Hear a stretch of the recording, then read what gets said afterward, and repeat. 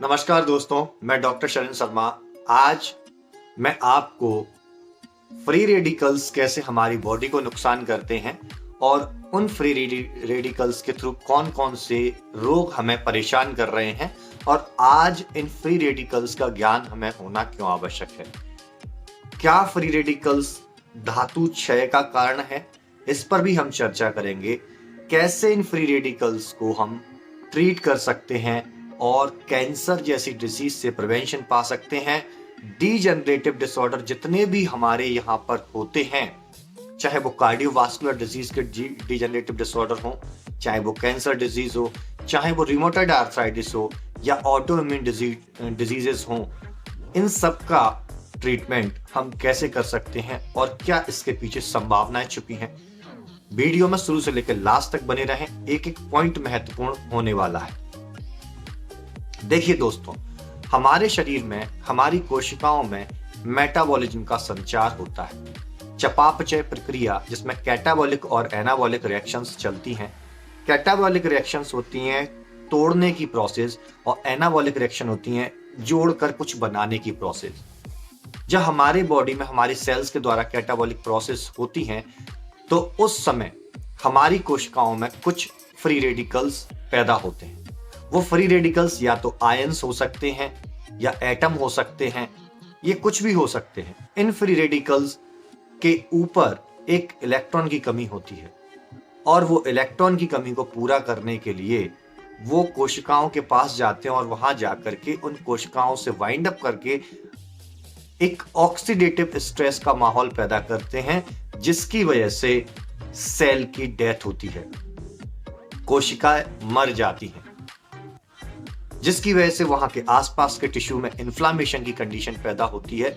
वहां का आसपास का टिश्यू डैमेज होने लगता है और यही कारण बनता है हमारी बॉडी में कई रोगों का। जब कोशिका का खत्म होना, टिश्यू का खत्म होना, इस प्रोसेस को अगर हम आयुर्वेद की दृष्टि से देखें तो आयुर्वेद में टिश्यू को, कोशिका को धातु से जोड़ करके देखा गया है। तो यहां पर हमें धातु क्षय का कंसेप्ट समझ में आता है। कहीं ना कहीं यह धातु क्षय की ओर इंगित कर रहा है। मींस हमारी बॉडी में रस, रक्त, मांस, मेद, अस्थि, मज्जा, शुक्र पर्यंत 7 प्रकार की धातुएं होती हैं। उन 7 प्रकार की धातुओं में कोई ना कोई धातु में यदि ऑक्सीडेटिव स्ट्रेस आती है तो उससे संबंधित टिश्यू की डेथ या उससे संबंधित सेल्स की डेथ होने लगती है। और जब हमारी बॉडी में धातु क्षय की कंडीशन आती है तो आप समझ ही गए होंगे कि मैं अब किस सिद्धांत की बात करने जा रहा हूं। मैं बात करने जा रहा हूं धातु पोषण क्रम की, धातु पोषण सिद्धांत की बात करने जा रहा हूं, जहां पर हमको धातु पोषण क्रम को सुधारना है। और जब कभी भी हमारी बॉडी में धातु पोषण क्रम को सुधारने की बात होती है तो हम 2 चीजों पर कार्य करते हैं।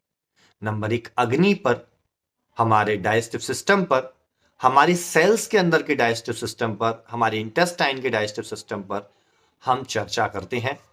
नंबर 2 हम रसायन द्रव्यों के बारे में बात करते हैं, रसायन कर्म के बारे में बात करते हैं।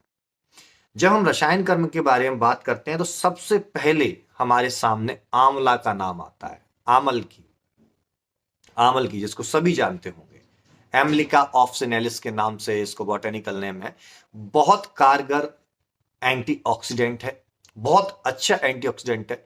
इसके बाद में हम पिप्पली रसायन को हम लेकर के चलते हैं। उसके बाद लहसुना रसायन है, उसके बाद यष्टि मधु रसायन है, गिलोय है। ये कई इस प्रकार के रसायन हैं जिन रसायनों का हम सेवन यदि करते हैं तो हम इन ऑक्सीडेटिव स्ट्रेस की प्रोसेस से हम बच सकते हैं।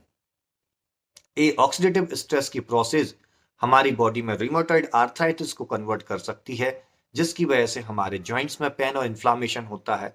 ये कैंसर सेल्स को एग्रीवेट करने का काम करती है, उसमें तेजी से ग्रोथ दिखाने का काम करती है। और सभी को मालूम है कि इस ऑक्सीडेटिव स्ट्रेस की वजह से कई प्रकार के ऑर्गन डैमेज भी होते हैं। तो यहां पर मैंने जो बताया कि एक तो अग्नि पर कार्य करना है, दूसरा हमें रसायन कर्म करना है। रसायन कर्म करने से पूर्व हमें संशोधन कर्म करने होते हैं जो पंचकर्म की कैटेगरी में आते हैं।